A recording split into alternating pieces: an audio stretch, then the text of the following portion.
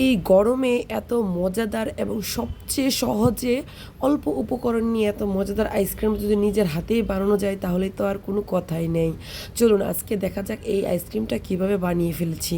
প্রথমে আমি একটা বড় সাইজের নারিকেল নিয়ে নেব, আর নারিকেলের ভিতরে থাকা যেই পানিটা সেটাকে আমরা আলাদা করে নেব। তার জন্য আমি পরিষ্কার পাত্রে এই নারিকেল থেকে পানিটা আলাদা করে রাখলাম। এই পানিটা কিন্তু ফেলানো যাবে না, একটা সাইডে রেখে দেবো। এটা কিন্তু পরবর্তীতে কাজে লাগবে, ভুল করে আবার খেয়ে ফেলবেন না।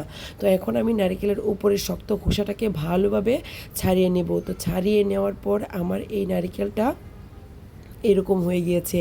তো এখন আমি একটা ছুরির সাহায্যে খুব সুন্দর করে এটাকে কেটে চিকন চিকন করে নিব। তো এখন উপরের যে পাতলা খোসাটা এটাকেও কিন্তু ছাড়িয়ে নিব, তা না হলে আইসক্রিমটা কিন্তু কালো কালো লাগবে এবং খেতেও অতটা ভালো লাগবে না। তো আমি এই উপরের আবরণটা ফেলে এই ছুরি দিয়ে কুচি কুচি করে কেটে নিব। এখন আমি চলে যাব ব্লেন্ডারের জারে। তো ব্লেন্ডারের জারের মধ্যে নারকেলগুলো দিয়ে তার মধ্যে 1 কাপ দুধ দিয়ে দিব। তো এখন আমি ভালো করে ব্লেন্ডারে ব্লেন্ড করে এখন আমি চলে যাব চোলার মধ্যে। এখন তার মধ্যে সাইডে সরিয়ে রাখা যে পানিটা রেখেছিলাম তার মধ্যে 2 টেবিল চামচ কর্নফ্লাওয়ার দিয়ে ভালো করে মিশিয়ে আমি এই দুধ আর নারিকেলের মিশ্রণের মধ্যে ঢেলে দেব। সাথে দিয়ে দিব 1 কাপ গরুর দুধ। গরুর দুধটা দিলে কিন্তু আইসক্রিমের ফ্লেভারটা অন্যরকম লাগে।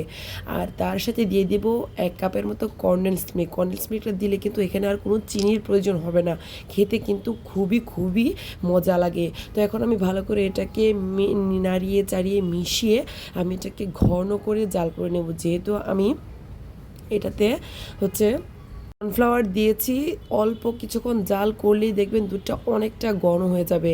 এখন আমি দুধটাকে একটা সাইডে রেখে দেবো ঠান্ডা হওয়ার জন্য। আর তার ফাঁকে আমি ওই নারকেল থেকে একটা স্লাইস রেখে দিয়েছিলাম কুচি করার জন্য। এটা গ্লিটার দিয়ে ভালো করে এটাকে আমি কুচি কুচি করে নেব। তো এখানে আমি কুচি কুচি করে নিচ্ছি, আপনারা চাইলে দাও বা বটি দিয়েও কুচি কুচি করতে পারেন, এটা আপনাদের ব্যাপার। আমি এখানে আমার কুচি করা হয়ে গেছে, 1 বাটি হয়ে গিয়েছে। এখন আমি ওই যে রাখা দুধটা এটা ঠান্ডা হওয়ার পর আমি একটা বাটিতে ঢেলে নিলাম। আর এই দুধের মধ্যে আমি ওই কুচি করে রাখা নারকেলগুলো দিয়ে দিব। এখন আমি আলতো করে ভালো করে এই দুধ নারকেলের মধ্যে কুচি করে রাখা নারকেলটাও কিন্তু ভালো করে মিশিয়ে নেব।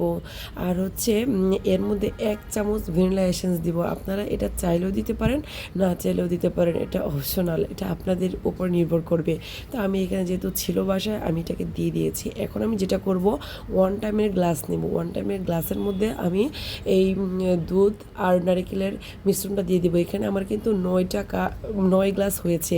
তো এখন আমি একটা কাঠি দিয়ে দিব প্রত্যেকটার গায়ে। কাঠি না দিলে তো আইসক্রিম মতো লাগবে না। তখন আমি এটাকে ডিপ ফ্রিজে রেখে দেবো 6 থেকে 7 ঘন্টার মতো।